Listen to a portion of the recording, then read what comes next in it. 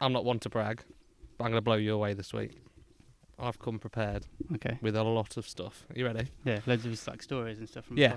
So, UPS started in 1907 by two teenage lads. Was originally called the American Messenger Company. Tom Hanks works for FedEx in Castaway. What are you talking about? Courier stuff that I've got going. Over 15 million packages are delivered with courier services every day. Yes, it's couriers this week. Yeah. You're not just doing loads of notes on couriers, have you? You are? Couriers it is. I know, I'm just...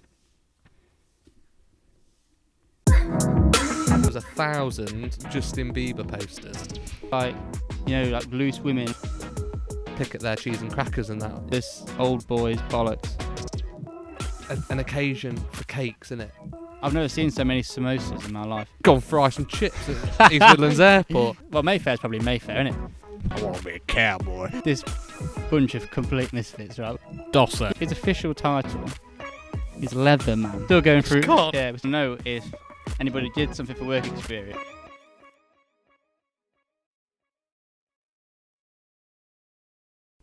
Back again, us again. We've made it to the second week, which is good. First things first, off the back of last week's podcast, the School Days podcast. If you haven't watched that, then go check it out. Thank you all so much for watching it. We've been blown away really by the response, to be honest. And we've been inundated with sort of stories and various different things from past students. Fan mail. Yeah, loads of fan mail, loads of that. Good job I'm bloody furloughed. Struggle to get through it all.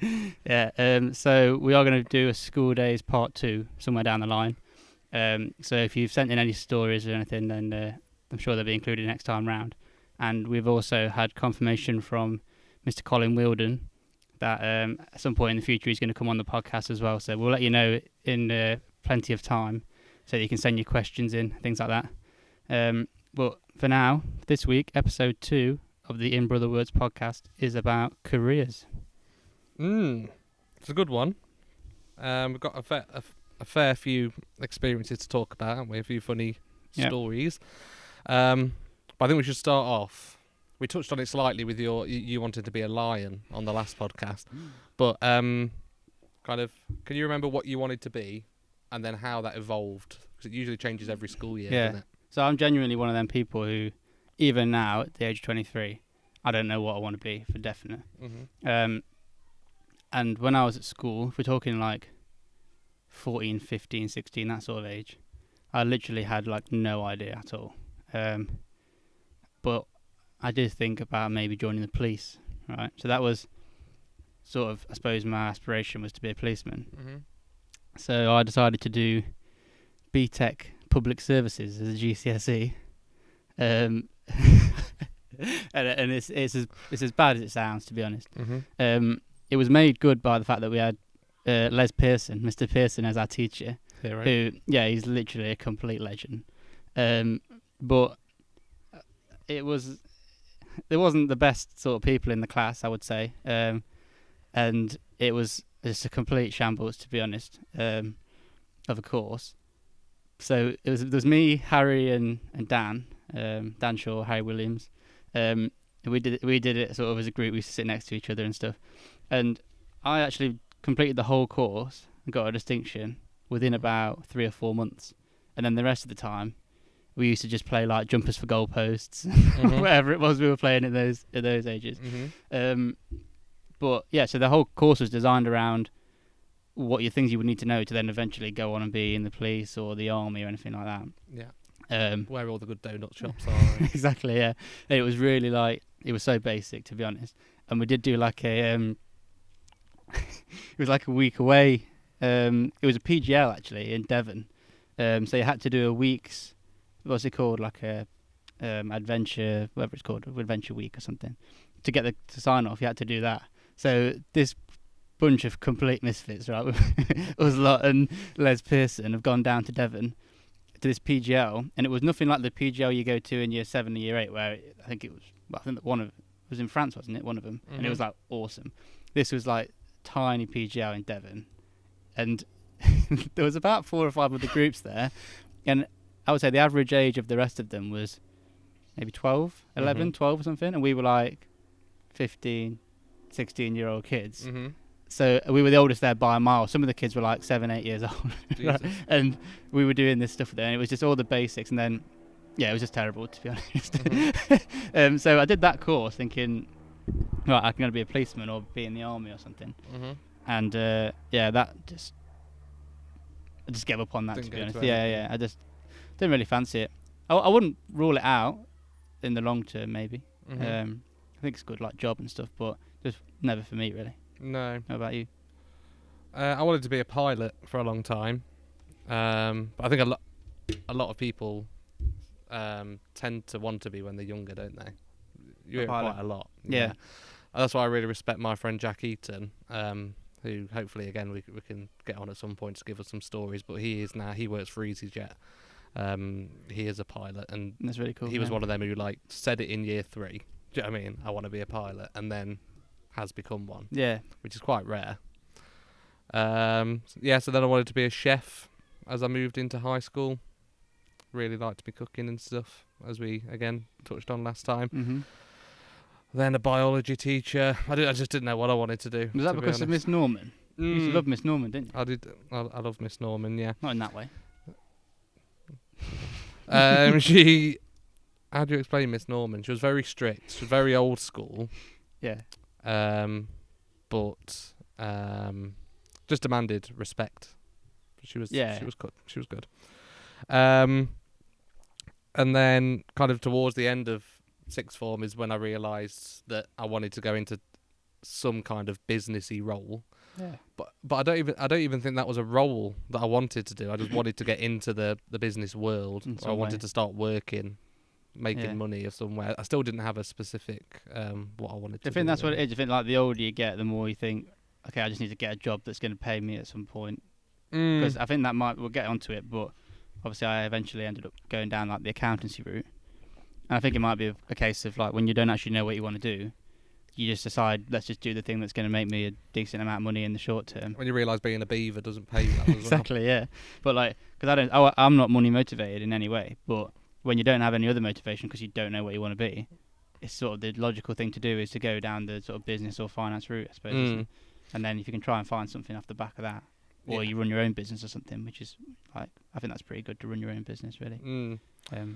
So we wanted to talk about work experience, didn't we? Yeah, and anybody who's watching this who like went to the ferry specifically, let us know what you did for work experience, because I don't know what anybody else did, and I want to know how many people did something for work experience that then actually helped them in any way going forward. Because for my work experience, right, so I was 15. No, I would have been 14 probably. It was in year 10, wasn't it? So I was really good at maths, and I thought about potentially being a policeman. So I think that those are the two things that inspired me to go and work at a tyre fitting garage. Right? And it was very much Will on the In-Betweeners going to that garage. Yeah. Just did not fit in at all. And I went to work there. It's just I'm a lot cleverer that you have to be to work here. Yeah, exactly, yeah. Well, not how I felt, really, but because I was actually thinking at the time, why not? This is, it's full respect for the people who work there. I was like, why not? Let's give it a go. Just tread carefully. Yeah, so there, isn't it? So I went there, and so I got there on the first day, and there was like, we've got a lot of work on at the moment, so we haven't really got time to show you how to fit a tyre. As you can tell, I was probably devastated about it. And I was like, right, okay. And he was like, so we're going to just put you in the storeroom with these two blokes. Like, one of them's name was Gary. I can't remember the other guy's name. And they were the definition of stealing a living, right? These two people. Because this place, I don't want to say the name of the place, because for personal reasons, but basically they... Personal reason sounds like, one of the tyres has touched you or something. Yeah, it's still going through. Yeah, we're still going through court proceedings, so I can't mention it. Yeah. But so tyres come in, they took receipt of the tyres, put them in the stock room, and then people would go and have their tyres changed, right? So you would think that bit of bringing the tyres in, put them in the stock room, probably like quite a small job in the grand scheme of what they do there, right? They had 2 people doing this full time, and they basically sat in this little garage, in this little office, in the garage, and they just used to sit there and wait for the delivery to come in, and then go out, get the tyres, put them in the thing, and then sit there again. And I was with them for the 5 days, Monday to Friday. I just sat with him in their little office. Just got me an extra chair, and the 3 of us just sat and watched daytime TV all day. And then very rarely, you just get up, go and put some tyres on the rack, and then go and sit back down again. That was the first time I'd watched like Loose Women and all that sort of stuff. We just watched all that. First time. We just watched all that through the day, and then Jeremy I remember, Kyle? yeah, all that. R.I.P. Jeremy. And then it was the Indian Premier League T20 cricket was on, and I remember for the whole week in the afternoons we'd just watch a few hours of T20 cricket, and that was my work experience. And obviously off the back of that, I thought, okay, I really want to get into the tyre fitting industry. Well, they were probably overpaid for what they did, and now you are. So it's it's a seamless transition, really. Yeah. I applied for 16 different places. I can remember sitting upstairs, printing 16 CVs, writing out 16 different envelopes and stuff, like sending proper letters rather than emails. Bless me. Did you have to go to Mrs. Chadwick and go for it? Mrs. Chadwick back in the day was the person who was in charge of sorting out everybody's work experiences. And I eventually got into HMV, which I actually think is quite a cool one because there's not many around now, is there? A bit of a dying breed. I can remember going. The manager asked me to go in for an interview. So I was bricking it. I was like, oh, God, here we go. Like, really nervous. Went after school. I walked into the shop. Manager came and got me and, walked me through the back. And I was, really nervous still. He opened the door to his office. He was just in, a band T-shirt, Iron Maiden T-shirt, jeans and trainers. I'd gone all smart. He had posters and CD covers and that all over his floor. His whole office floor was covered. Sorry, I've got a few wind issues there. I don't mean my arse. I mean the sign. Yeah, and he just had stuff covering his office floor. It looked like a teenager's bedroom. He was like, sorry about the mess, mate. Just kick it out of the way. Really? Yeah. Anyway, ended up going there. And my first day, he was like, right, so Tommy, what I need you to do, these posters here, and it was 1,000 Justin Bieber posters. Yeah. He's like, these haven't sold. And we recycle them. I was thinking, oh, that's a good idea. So I need you to peel off the plastic from all 1,000 posters because we put them in separate recycling bins. Obviously, one for the plastic and the poster. And that took me all day. Paper cuts. Yeah. And it didn't really pick up from there. I remember one day I just rearranged some albums into alphabetical order. I think one time there's always that look in work experience, the people who are coordinating it when they suddenly realise I've actually got nothing for you to do. Yeah. And he was like, right, I want you to go to Game, WH Smith, there's a place that's in Burton, and record some of their prices on the top games and then compare them to ours. Oh, that's cool. Yeah, it's cool, but it's not going to influence anything, is it? Imagine on ITV News, HMV have knocked all the prices down because Tommy from the Ferries has said... Asda have got fee for it. Asda have got... Yeah. So if we go into actual jobs now that we got paid for, whilst I was doing my Year 11 GCSEs, I worked at Burton Albion. Brewers. In the nice bit, the executive-y bits, the boxes and whatever. Yeah. That was quite nice. A lot of people seem to work there, don't they? Yeah, but there was a bit of a divide though. So there was you got the ones that worked with the hot dogs and that in the stands. Yeah. Do you know what I mean? And then the ones who worked in the nice bit, and it was always like, well, because you were wearing proper clothes and stuff. We had to wear suit trousers and shirts and whatever. It was my first taste of hospitality. Yeah. Which was good. Do you think it... That's weird that you it made me into the man I am today. Yeah, I'm going to say, is there anything from that role at all that feeds into what you're doing now? Is it mainly more how not to run something? No, it was really good. I really enjoyed it. I saw Alex Ferguson. I gave a cup of tea to Michael Owen. about Bellamy of X Factor? Bellamy off X Factor. Give them bacon cobs. Google it if you can't remember. No one can. No. But no, it was my first taste of like it was more fine dining than what I've done. I know that sounds no, it's not pie and peas in the executive box. Well, Billy Brewer on the caviar. Yeah, I can remember the manager saying how impressed he was with me because I was the only one who like.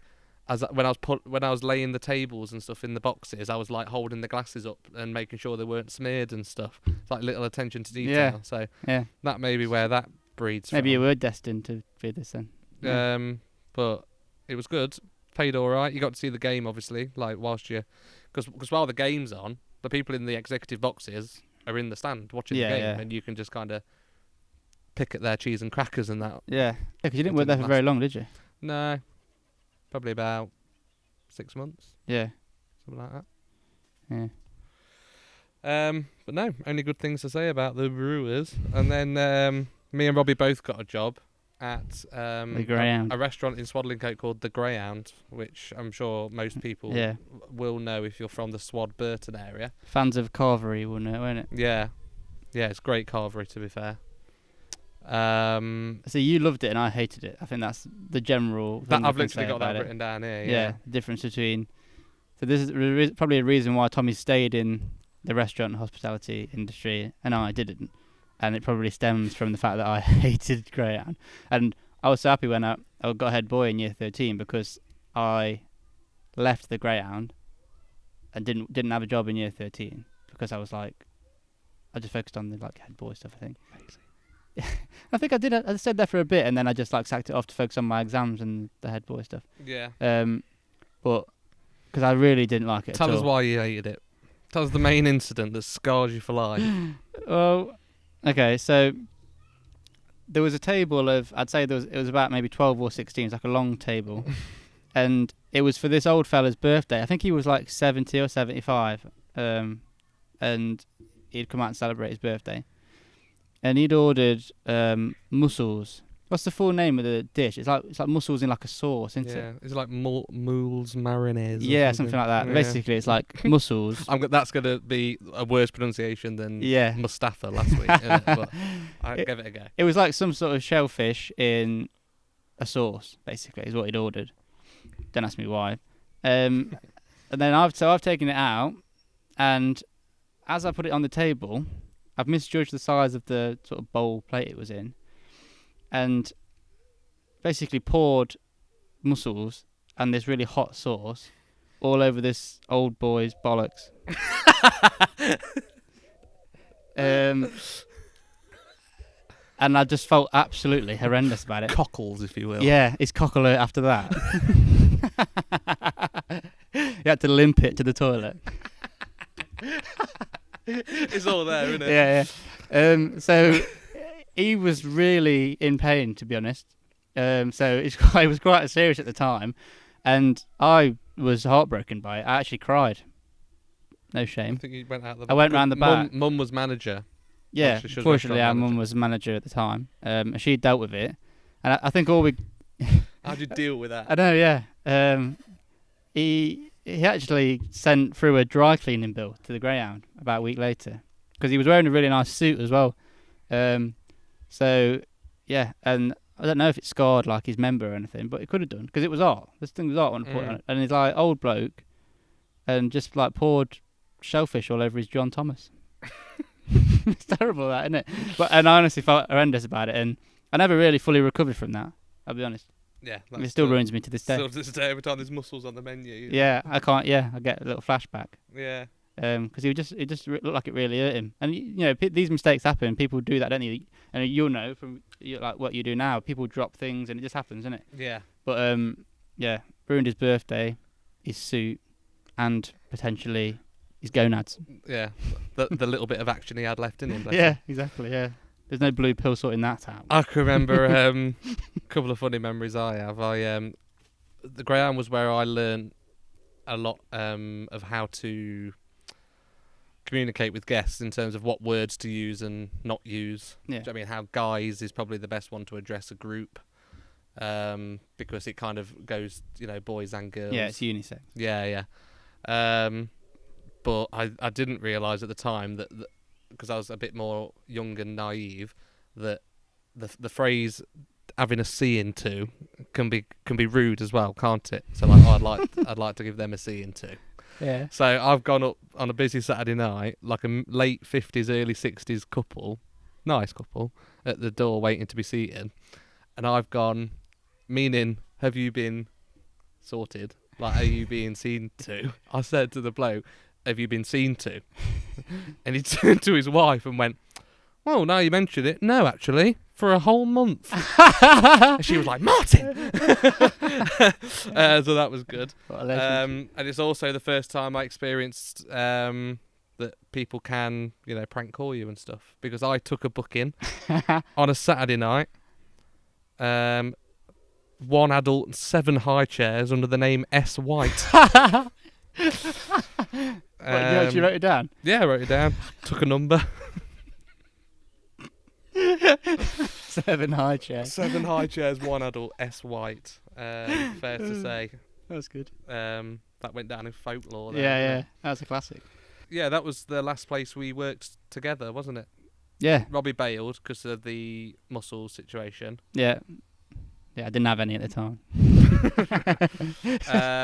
And to line that up with my timeline, I was coming to the end of my sixth form experience. I'd just started my second year of sixth form, where I was retaking 2 ASs and continuing. Yeah, so I was going to ask you about this. So there was a period of time then where you had, I don't know if you'd failed them, but you'd not done as well as you wanted to in your AS. Mm-hmm. And then you were basically in my year to a certain extent, weren't you? So you were still in your year, but you were also sort of in mine as well, because you were redoing your AS. Yeah. And you, for a period of time, you were in my year as well. And I was just wondering, like, because obviously we know now what you did, and we'll get onto it in terms of like leaving and getting a job and stuff. How long did you know that you wanted to do that before we did as a family? Because I feel like we haven't really spoke about that before. What, not wanting to go to uni? Yeah, that, and you wanted to get into work, and you were done with education more generally. Probably knew I didn't want to go to uni 3/4 of the way through my first year before I'd even got my AS results. Yeah. But didn't say anything. And then I think I only did half of the second year anyway, but maybe a quarter into that second year, I was like, nah, I'm not having it. It was when I went back, and during the retake year, it still wasn't sinking in any better, even though I'd done it before. Yeah. And I suddenly realised this isn't ability, this is the fact that I don't want to know it. I genuinely don't want to be there. Yeah. And just waiting for the opportunity. I was very much lost in that period, big time, between like, not knowing what I wanted to do.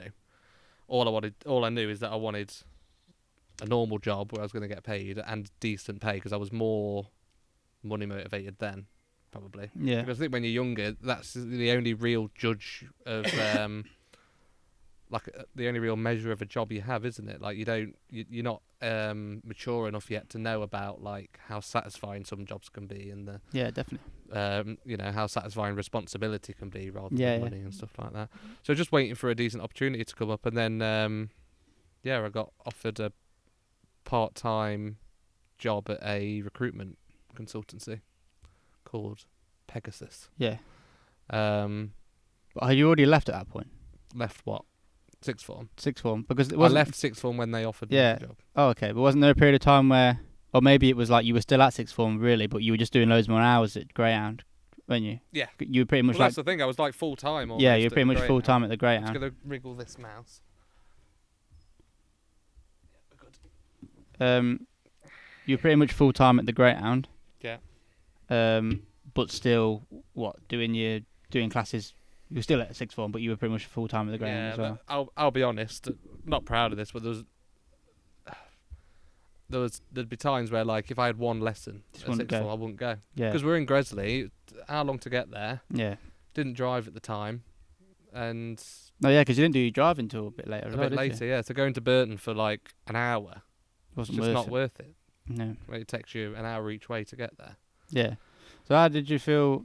So you said that you knew that you didn't want to go to uni at like halfway through 3/4 of the way through the first year. Mm-hmm. How did you know that? Like, what was that feeling of knowing that you didn't want to go to uni? Because when you can always picture it in your head what it's going to be like, if it's something that you are going to do or you want to do. There was nothing there. It was just like I couldn't imagine myself in any situation. Do you know what I mean? I couldn't imagine myself at halls. I couldn't imagine myself in lectures. I just never did at all. Why? Don't know. It just wasn't my path. I think I probably did feel a little bit anxious about it. But that definitely wasn't the sole reason. Do you know what I mean? I just a lot of the things is because I couldn't find a course as well. I was panicking because I couldn't find a degree I wanted to do. Same. Yeah, and obviously this will be a nice loop for later on. But the only time I felt content and happy is when I was working in the restaurant. Yeah. And I didn't. Probably hadn't realised it then. And I was like, A, I didn't fully realise that, and B, it was like, I'm going to have to do a proper job at some point. Yeah. And it wasn't until later on that I realised you can have a proper job in a restaurant. So did you think that, so I'm only happy when I'm more happy when I'm at the restaurant than I am when I'm at school? Yeah. That must mean that I don't want to be in education anymore. I need a job. Mm-hmm. And then rather than thinking, this job I'm doing actually makes me happy and I'm enjoying it, it was like, well, I can't do this for a living because I work in a restaurant. You can't do that for a job. Yeah. That's how you thought about it at the time. I was embarrassed a little bit as well. Yeah. About like expectations of the family and stuff, because I think our family's been supportive of whatever we've done anyway. And it has been, yeah. And I don't think that any of them said anything at the time or would do. But obviously, did you feel like you were letting anybody down or anything? Not that you were, but do you feel like you were letting anybody down by not going? Yeah. Yeah, I felt it was really hard to try and tell people. Yeah. We're very eager to keep this project separate, aren't we? From the blog that I do. But if you do get a chance, it's called Knives and Thoughts. I do like quite a big blog on that, don't I? How like the pressure of it, and it took a lot for me to even tell people, the family, that I didn't want to go to uni and stuff, which is silly because no one's ever pushed me into anything. No one really cared, did they? But yeah, that's why it was even more of a relief for me when you did well at uni. Do you know what I mean? Because it was like a lot of the pressure was you're going to be the first one of this family to go and stuff like that. Do you know what I mean? And I was like, I don't want to let them down, kind of thing. Well, in case like I didn't go, or what if our grandparents not to go? I just wanted them to have a graduation, moment, where they could go. So when you did, it felt like you'd done it for both of us. Yeah. That's good. So yeah, while you were working at the Greyhound, you met somebody who then worked at this Pegasus place, wasn't it? Yeah, recruitment consultancy. It was very boring, to be honest. I was only there a couple of weeks, and they said, right, we've got this client called DHL. So they're a big logistics company, aren't they? Drop it, hide it, lose it. Drop it, hide it, lose it. They've got a reputation for at the time they weren't great. Yeah. I don't know what they're like now, but yeah, drop it, hide it, lose it. Definitely hours late was another one. But yeah, they were looking for a scanner. So just to give you an idea of why maybe this section of DHL didn't last very long. They were very behind the times. So like, whereas now you've got these little portable, just sign on the phone kind of thing, sign with your finger or whatever. They still had paperwork, and it was a page of A4 for every delivery they did. That they had to get the customers to sign and blah, blah, blah. So they were looking for a scanner to do 8 hours a day to go in, and it'd take 8 hours to do 1 day's worth of paperwork. So like the previous day's delivery. Wow. And you had to take the paperwork, put it on the scanner, press the green button, it went, it was older than Grandad. It was like, back. Go back over to the laptop, find it, click it, link it with the actual page on the on the system, so that at any time you could go and have a look at it. Yeah, that was it. And that was it for 8 hours. And they were obviously, people weren't snapping that long. No. So I was like, I'll just go and do it. It'll save you time. I'll go and do it. you still pay me through Pegasus. I mean, I'd still be paid because you would be, because Pegasus are just supplying the work of the DHL. It's still paid by Pegasus. Sorry. So I just took one for the team and did it. Got on with it. Mind-numbing, awful job. But I could tell that the actual environment and what they were doing, the logistic operation, seemed really interesting. And it was a good company. It seemed like they had good like comms and like, I mean, it seemed like a fun place to work. Yeah, well, that would have been your first ever taste of a proper organisation at that level, wasn't it? Yeah, I met some really amazing people as well, like lifelong friends. You know, Charlotte. Yeah. Chris Innes and his wife Elaine, lovely people. Matt, Marcus, Rachel, loads of people that have watched our first podcast, which is nice. And I just kept pestering Rachel, who was my boss. I was like, "Is there a full-time position here? I could just work for you." Yeah, I'll look at it. And I just kept pushing all the time. That's one of my advice. That's one piece of advice I would say to any young person watching this. Always just pester until you get what you want. Just ask, yeah. We'll get on to Las Iguanas later, but I was the same with my boss then. Just keep. It doesn't matter. Don't feel annoying. Just keep pushing for what you want, and eventually you'll get it. Yeah. And yeah, eventually it came up. There was a full-time salaried position, and that was the first one they'd ever took from, you know, like basically buy you out of your contract from thing, yeah, from Pegasus. Yeah. And I was there for 3 years. Yeah, and that was like logistics coordinator was my role, or transport clerk. Yeah. I'll try to explain like what I did just quickly on a daily basis. Imagine you've got so I would maybe look after 10 drivers, and those 10 drivers have all got 15 to 20 deliveries. So not only are you mapping out, you know, what order they're doing it in, where they're going, you've got all of the customers calling you, asking, how long is this going to be? How long is he going to be? Then having to ring the driver, blah, blah, blah. I can remember sometimes having like 4 people on hold at the same time, yeah. And obviously you're the one in the firing line if it doesn't get delivered. And you know sometimes it's not going to get delivered because it's just impossible. Yeah. And you're still having to, and you know, being the one to call people and say, for the second day running, you're not going to get your delivery. Like, it was just horrible. Yeah. Not a fan. That's so stressful. That's so stressful. That. Yeah, I would never do logistics again. I've said it. Yeah. It gave me amazing. It gave me logistics. It gave me amazing transferable skills. Yeah. To everything. Yeah, I mean, organisation. Yeah, something you can rinse on like an interview going forward, isn't it? Time management. Yeah. But I think it's really, if you're in a job now that you don't like, don't like try and take it as a positive, because I think sometimes you have to have a job you don't like to realise, do you know what I mean, where you want to head. Yeah, to know what you don't want to do. Yeah, like forward. I know until I'm a bit older, I don't want to work in an office, and I would never have known that. Yeah. Until I did that. Reason why, I just don't like just sitting there all day. It's not true, is it? And it's always an occasion for cakes, isn't it? Yeah. Or biscuits. Okay, yeah. So it's always someone's birthday. I work in an office now, and I've never seen so many samosas in my life. Like every week, right? Samosas in the normal place. We get this email, right, and it says, "Oh, samosas or cakes or whatever it is in the normal place." We don't know where the normal place is because it's just everywhere. It's like a shop. You're walking around and it's just cakes and like you have to have such a determined attitude to not just eat your way into like an early grave if you work in an office. Yeah. Some people just let themselves go completely. Yeah, there's a real weight issue. Oh, yeah, 100%. Yeah, so you obviously went to DHL and you were sort of working there for the 3 years, and that would have been around the time that I then went to uni. Yeah. So I suppose you need to go back slightly on me in terms of how I decided to go to do what I did. It's all about you, innit? Yeah. So after the BTEC Public Services GCSE had basically taken me away from the policeman route. The only way is up from there, isn't it? Surely? Yeah. Well, you think so. And so then at A-level I decided to do further maths and history.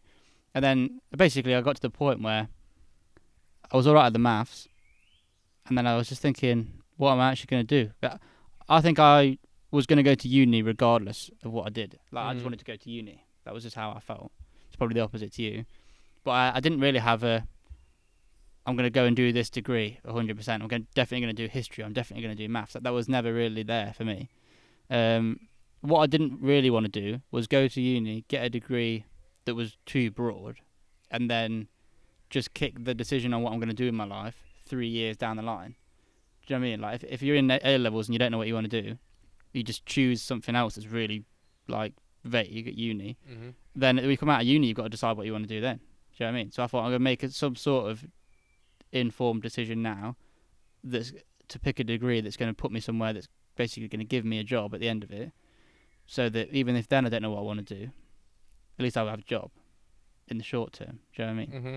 So I chose accountancy and finance because it was the first one on the A to Z of degrees. Really? Yeah, so I was going through the degrees and it was like, obviously, it's basically accounting's like the first We'll one. start doing aardvark management. Haven't we? Yeah, so accounting and finance, and I was like, oh, okay, I'll have a look at that. And it was like, you have to sort of be good at maths, but not really. I don't think you needed A-level maths, just like GCSE level maths. And it looked like it was something that could put me in somewhere I was going to get a job.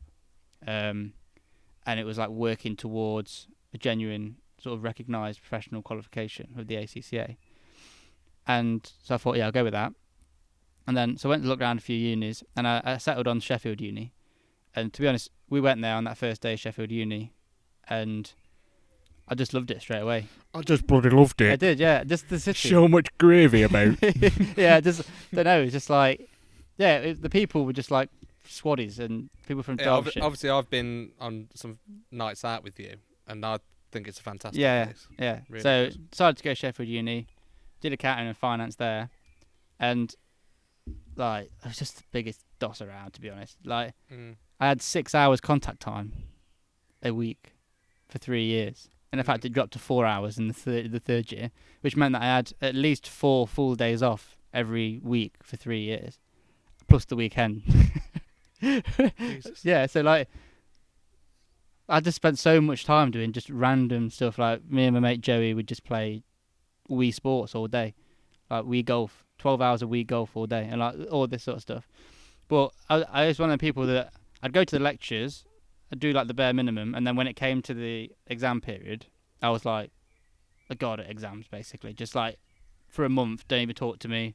Grew a beard, grew my hair out, just locked myself in my room, and I was just a complete hermit, just like, right, get this done. Yeah. So I always managed to like get the exams passed. And then when I was in my second year, they try and push you to doing an internship or a placement of some sort, because the thing is with like doing an accounting degree, it's sort of the opposite of what I was saying before, because it's not very broad and it's basically you go into accounting and finance or it's worthless. You have to try and get like work experience, or you're going to struggle to like get a job coming out the back of it, because everyone does an internship or a placement pretty much. So at the time I had a girlfriend and I didn't want to leave uni for a year, because it would have put me a year behind her on the like uni. I mean, it wouldn't have mattered now. But at the time, obviously, that was my decision. So I decided to do the summer internship instead of the placement.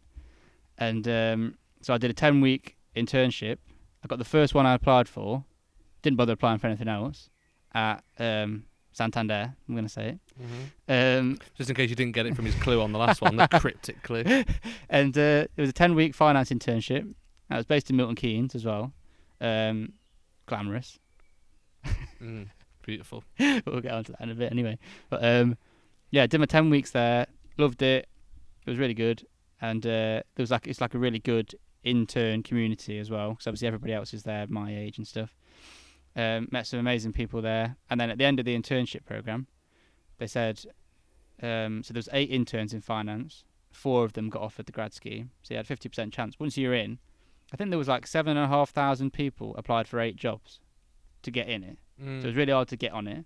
But once you're in, you're on 50-50 chance. So you got a good chance from there. Mm-hmm. And the prize, if you like, was a grad scheme place, which was a 3-year grad scheme starting from when you finish uni, locked in and signed at the end of the internship, at the end of your second year at uni. So I got offered that, took it, like straight away. I was like, yeah, sound, I'll come back and do this. And then, so I went back to uni in the third year, knowing that I needed a 2-1 and then I'd have the full summer off, and then I'd start a full 3-year job at Santander, which is like such a massive relief going back to uni knowing that. Do you know what I mean? So that's what I did. Went back, did the rest of my exams, and then started at Santander 3 years ago this September, and I've been there since. Nice. Any little jobs whilst you were at uni? Oh yeah. So the best job I've ever had, full stop, I was a student ambassador. It's got to be a blowy. I was a student ambassador at Sheffield Uni for the management school, and that is money for old rope. Like, you're stealing a living big time, and it's just the best job ever. So you work like 10 till 3 or something, and you're basically like showing people around on open days, like guided tours. I did it like everything. I actually had 5 jobs, 5 different student ambassador jobs, because I had so much time off. I had more hours doing that than I did my actual job. So yeah, doing talks at open days about like your course or whatever, guided tours, just chats with like prospective students and parents and stuff. And honestly, it was amazing. Like, there's so many times I'd just go out for the day. Everybody would go to uni. I'd go out and do that, and I'd have had like such an amazing day. I remember there was one time, there was a group of kids, and they were like deprived kids from the local Sheffield area, and they were on this course where if they got all the way through it, they wanted a scholarship to go to Sheffield Uni for free basically. So they came on like an open day to come look round, and I was chosen as one of the student ambassadors for that. And it was like behind the scenes of the uni open day, and I'd never done one of these before. So I just turn up in my like bright t-shirt, hungover probably from the night before. And they were like, right, just stick with us. You're going to do a guided tour later, and then we're going to go this, and this. And I got to go to like, so Sheffield Uni, as a lot of unis, obviously, they're also like research centres for proper scientific work. And there was a bit in one of the buildings that you would never even see if you were like not a student in that particular course. And they had like, I think it was like 100 and something thousand flies in there. It was like a big research centre for like fruit flies, like mating fruit flies together and doing all this sort of stuff. We got to go in and like actually in there with the scientists and stuff. And there's a massive car park at Sheffield Uni going up to this place called the Arts Tower. And I didn't know this until I went on this open day, but underneath that car park is like a huge research lab that goes like hundreds of meters like underground, and it's got like what are they called, weather condition rooms. So they can do different experiments in there. So they've got like an Arctic room that's like minus 40 degrees. They've got like a room that's it mimics the Sahara Desert and all that, and it's just under the road like in Sheffield. So I went out for the day and I went there and I absolutely loved it. And I came back and I thought, I've just been paid, I think it was like £8 an hour it was. And you got like tea and biscuits and all sorts, and it was just an absolute touch. VIP. Yeah, there was one guy who he was a student ambassador with me, and he finished his degree, and he just asked the bloke who was running it on the day, he said, can you do this as a proper job, like full time? And it still works there now. It's like quite low pay. Dosser. Yeah, it is. It's quite low pay like now, but it's literally the dream. Great job. So yeah, if you're at uni, definitely become a student ambassador because it's money for old rope. So between you going to Milton Keynes and me leaving DHL, there was a 6-month gap, wasn't there? Yeah. Before I just go into what I did in those 6 months, I actually got made redundant from DHL. I just want to briefly touch on that because a lot of people might not have experienced redundancy, and it's really not that nice. However, in my bag that I took to work, I had a letter to resign from DHL because I hated it that much, and I knew I was going to Milton Keynes with you. Yeah. And I just didn't have the gonads to hand it in yet. And then we all got called into the warehouse and told that they're closing. Yeah. Which was a bit of a touch because I don't mean to come across insensitive because for some people that was a big deal, but I didn't want to be there, and obviously you get a bit of money to leave and stuff. Yeah. But one thing I will take out of that is like a lot of people haven't gone through that process, you know, like with the unions and stuff, and what you do. Good experience that you've done it. Yeah, it was funny because for DHL, it would have been easier and cheaper to keep you and move you to a different branch. So they offer that, and they just will do anything to make you just do that rather than leave and have to pay you out. So I can remember my meeting with like the head office people. They were like, what do you want to do, Tommy? What are you thinking? I was like, I want to go into, I'm going to go to Milton Keynes with my brother and pursue like restaurant work 'cause that's what I want to do. And they're like, oh, well, there's a catering job in the food court at East Midlands Airport. Well, just go and work in the... Just go and fry some chips at East Midlands Airport. That's the same thing. Sound, yeah. Forget the payout. I'm going to do that Yeah. for 6 months until I go to Milton Keynes. So no, fair to say I didn't take that. But I say it was stressful in that. Met some awesome people. Yeah. And I wouldn't knock it. I don't regret it. Because like I say, learned some valuable lessons about what I don't want to do in the future. Yeah, so I went to Milton Keynes to start the first year of the grad scheme. And because I knew I was doing that, and Tommy was like coming to the end of the DHL and been made redundant, we decided that I said, if you just basically wait until I go Milton Keynes, come with me, and then we went and lived together. Come with me. We went and lived together for a year in Milton Keynes. So Tommy had about 6 months between leaving DHL to when we went there, which he did probably his most interesting job so far. I was a ride operator, roller coaster operator at Drayton Manor Theme Park in Tamworth. Because I needed to get out of the office environment. So anything, if you're watching and you're from this area, anything you can think of that's outdoors, I applied for it. So Conkers, Twycross, Dogging. that, Drayton Manor, Alton Towers, like anything that got me out in the open, I was there. I applied for it. Is it because it was summertime, so you thought, just the office at DHL had no windows. Right. Just to, set the scene. Really? So it could be snowing outside or glorious and you wouldn't know. It was just like a box. So like being in there for 3 years in a job that I didn't really enjoy, I just needed to be out and about. So I got the job at Drayton Manor on a 6-month contract and I absolutely loved it. Every minute of it. It was amazing.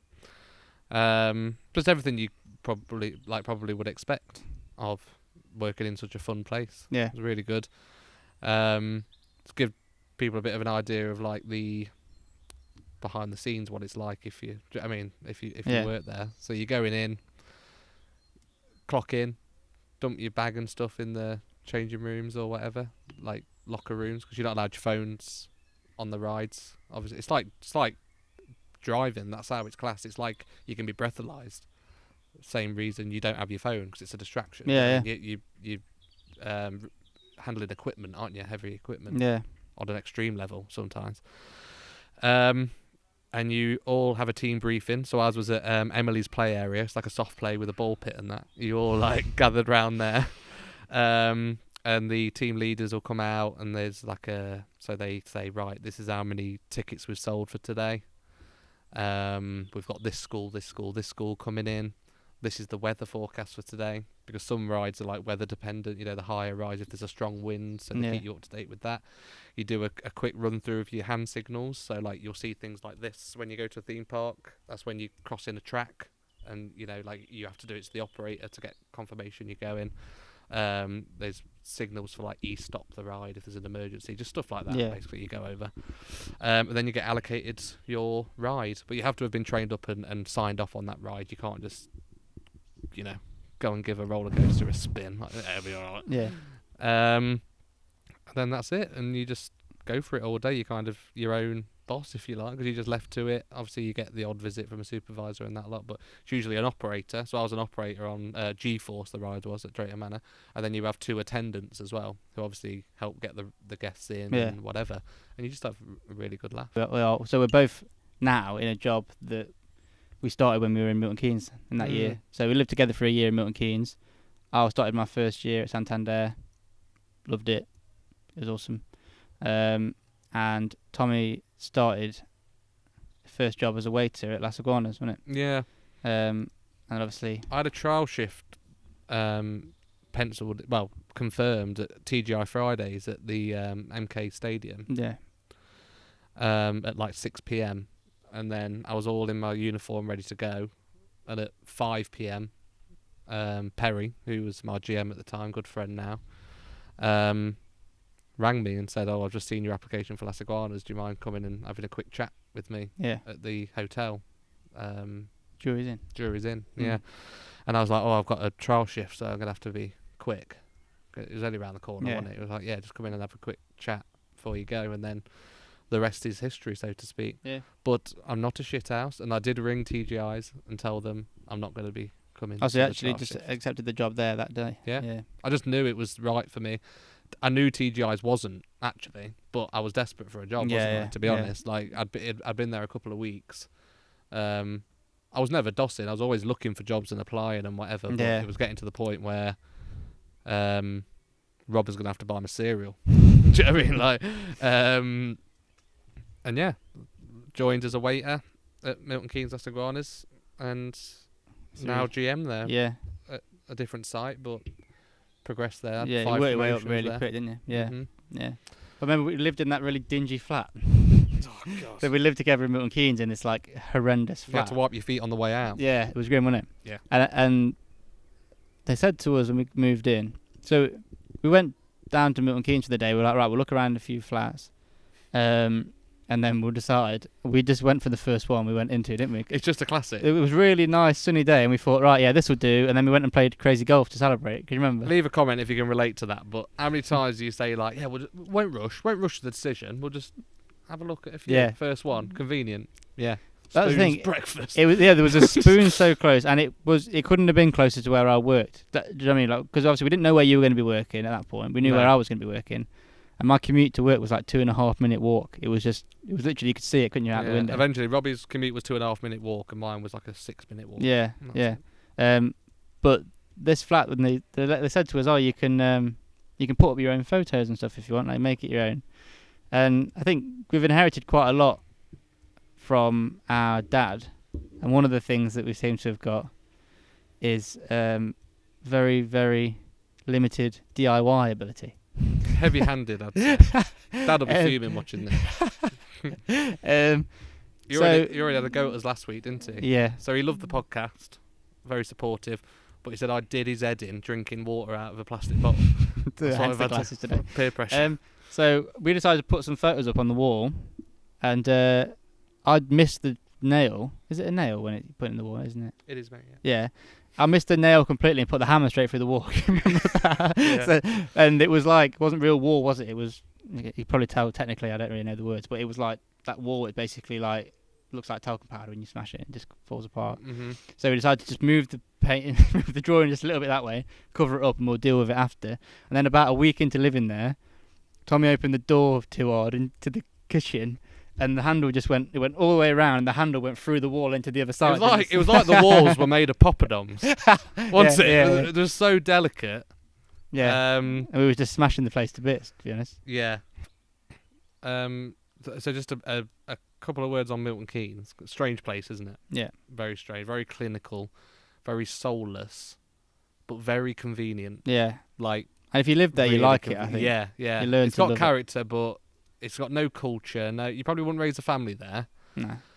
And it showed, like, when it got to Christmas time, it emptied because everyone went to their normal homes and not their work. It's just a London commuter town, isn't it? Yeah. If Milton Keynes was a property on Monopoly, where would it be? Because it's not Old Kent Road. Well, what's Mayfair? What's your limit? What's Old Kent Road? What's Mayfair? Old Kent Road is Hull. And Amersham is Mayfair. Yeah. Well, Mayfair's probably Mayfair, isn't it? Do you know what I mean? Yeah. So like London area is Mayfair. I'd say Milton Keynes was like probably a high red, maybe an orange. But no, yellow. Maybe a yellow. Yeah. Just before you get around on the greens. Coventry.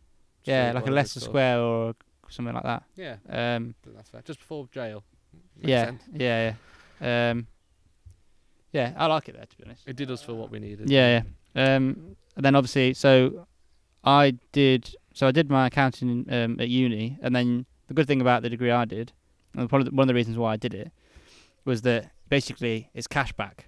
It's money in the bank basically, because there's 13 exams to pass to be ACCA qualified, which is the one I've done, and my university exams counted towards that. So when I went to Santander, they fund you through your exams to do that, and I was 8 ahead of everybody else because I'd already had 8 exemptions, they're called. So 8 of my uni exams counted towards 8 of the ACCA. So I only had 5 left to do, and I've done them all now. So as of like July this year, when I've got enough of an experience requirement, I'll be signed off ACCA qualified, which is like I say, that's like the golden ticket really. And then from there, you do what you want. So that's the sort of situation I'm in at the moment, is deciding what to do next, really. Yeah. So should we do my feature? I think we probably should. I think we've just crossed the hour mark. Have we? Yeah. Okay. So Robbie's rankings. You little ranker. So similar to last week, on the topic, you're going to choose 5 things, and then I want you to rank them based on how I think you should do it. Okay. Mm-hmm.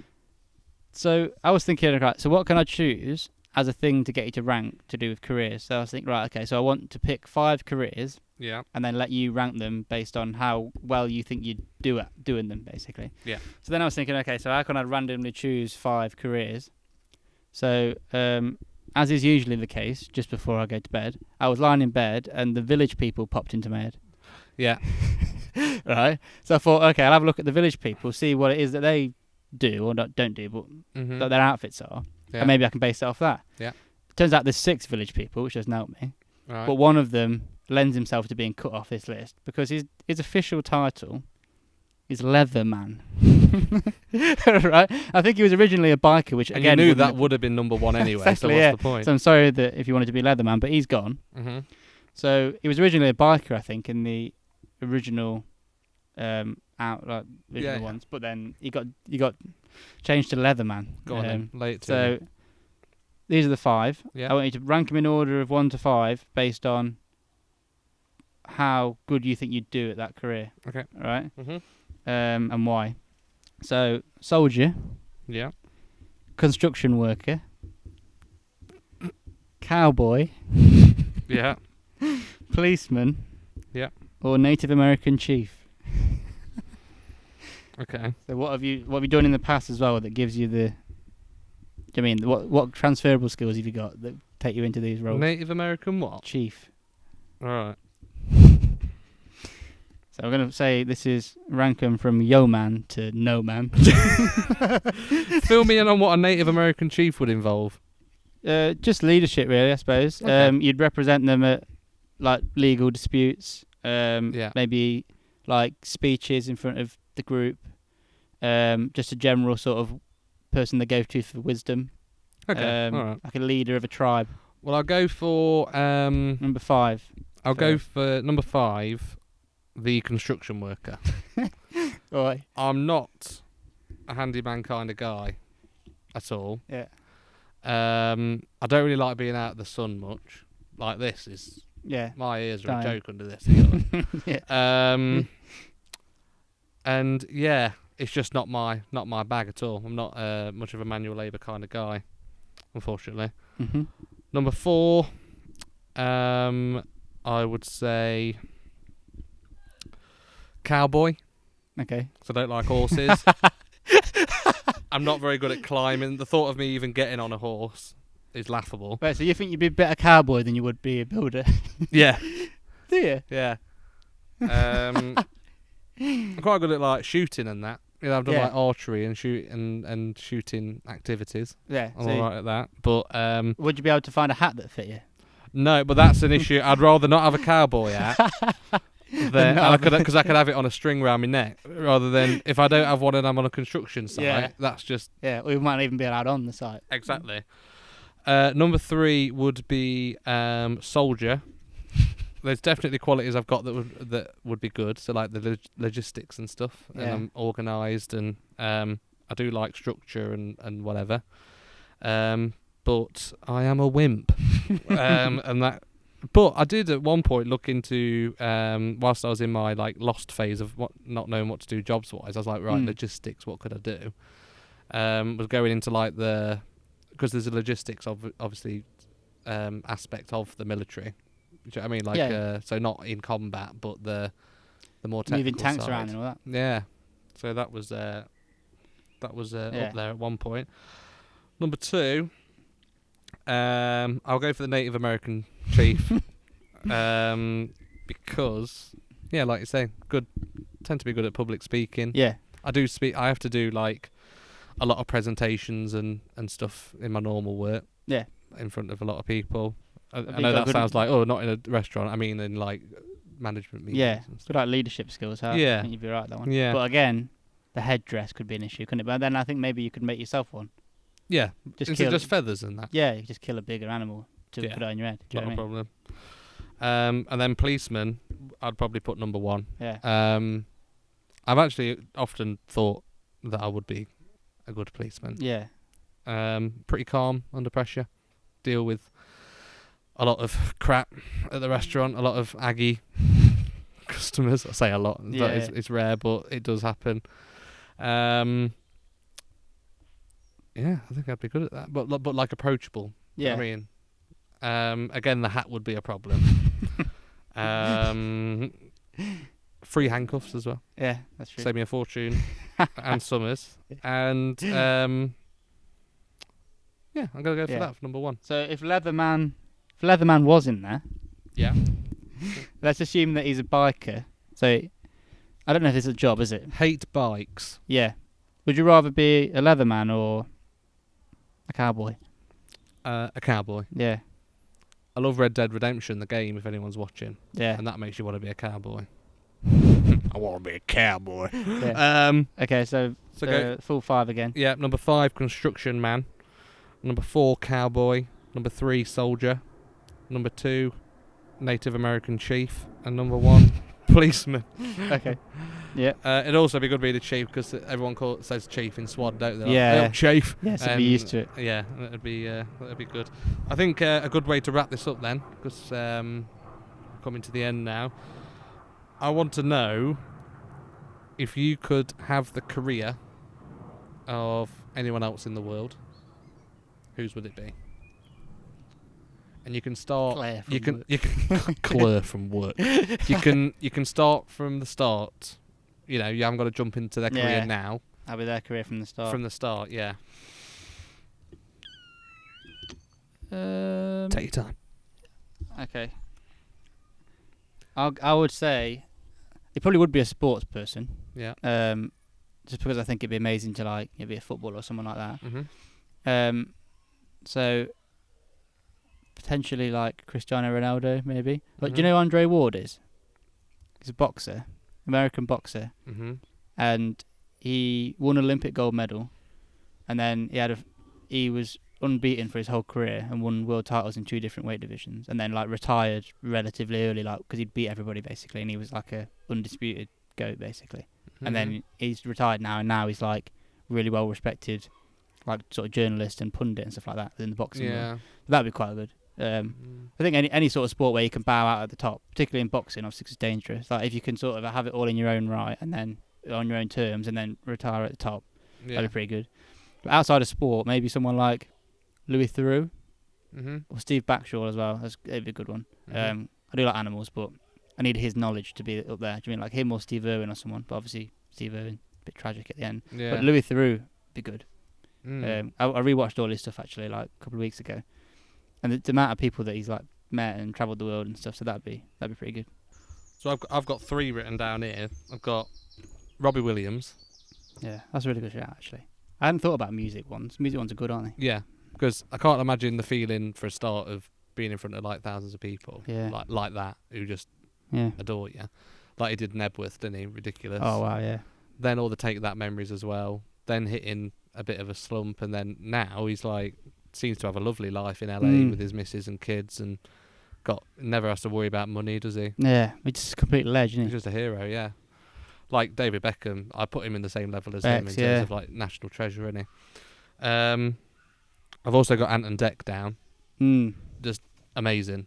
Yeah. We love them, don't we? Oh, yeah. Like for their age as well, just how much they've done, how successful they are. Anything they touch is gold, isn't it? Yeah. They could do anything. Yeah. Just heroes. I think that would be like, if I could be Ant and Dec, would it be us two? Then Yeah. that'd probably be the dream job, actually. Yeah. Wouldn't it? Because like, they just have such an amazing time because they know each other so well and they're like best mates, aren't they? And like, it must feel like they're not at work sometimes because they're always on screen and always doing stuff that's go fun to anyway. Australia together and yeah, golf. Yeah, they must feel like they're not actually at work, which is like that's the ultimate dream, is to get paid tens of millions of pounds to do something that you feel like you're just knocking about with your mate. Yeah. And obviously, I'm very familiar with that index, seeing as where I work is they're currently advertising where I work. Fantastic. So you can't go anywhere basically in my office without seeing them. In fact, when I lock my computer screen, Anton Deck pop up. Really? Legends. Not literally them. That'd be weird, wouldn't it? I've been on your desk all the time. You Welsh? Yeah. And I've also got Gordon Ramsay. Oh yeah. Because he's obviously restaurant based. Because it's fucking raw. No, like he's worked hard with his own restaurants. Had really good like culinary training and whatever. Do you know what I mean? Got to the top in that sense, and then doing Hell's Kitchen just elevated him big time, didn't it? Yeah. Like and now he's at a level like untouchable level. Paid ridiculous amounts of money to literally hammed up shows, which are great, like Kitchen Nightmares and stuff. Don't get me wrong, great telly, but they are dramatised. They literally, he's literally told, go in, rip this place to shreds, swear a bit, smash stuff about, and you'll be paid millions for it. And he seems to have a lovely family set up. He's very family orientated. Yeah, his kids have got like YouTube pages and stuff, haven't they? And they've got their own Tilly and his lad. I can't remember what his name. Yeah, that's a good shout actually. I hadn't thought about Beckham, but that's a really good one actually. Because if you think like he had a genuinely world class footballing career, like do you know what I mean? Like a career that you couldn't really sniff at in terms of actually sporting achievements, and then he's gone from that and turned it into like a amazing commercial like life success afterwards. Do you know what I mean? Yeah. I mean, like if you're talking about a great footballing career, if an English person, then someone like Wayne Rooney or something like that. But he's not something you want to be, is he? Do you know what I mean? His face for a start. Well, yeah, but that's true, isn't it? Like that, Bex, you have that problem with Bex, do you? The dish, isn't it? That was one of the things I put up against Gordon Ramsay, because his face looks like bloody crackling, doesn't it? Yeah, it does look like, he's got like... His forehead's like a ball bag. Yeah, I think he's had it sorted out a bit though, hasn't he? Like the more he has done, the worse it looks. Simon Cowell looks awful now, have you noticed? Yeah, but I love Simon. He's softened up now, definitely. Yeah. Now he's got his kid, Eric. Yeah. Right, we should probably wrap it up then. Thank you again, everyone, for... We kind of set it in our head, didn't we? If we can get maybe like 150 to 200 views. Yeah, I said 100. Yeah. Which I'm still happy with every week, to be honest, if we can get that. I think we're just touching on 550 views now, which is really good. That's really good, yeah. On the last video. So yeah, hoping to keep it going. Next week, we have our first guest, don't we? Yep. Let's not say who it is until we release the trailer a little bit later on. But if you're from the Swadburton area, you're going to know this person. Yeah. And if you don't know him, I'm even more excited for you. Yeah. Do you know what I mean? Yeah. Because he's just amazing. It could be a she. Yeah. You don't know. Anything you want to say? No. Thanks again for watching. And we'll see you next week with the first guest. Try it out.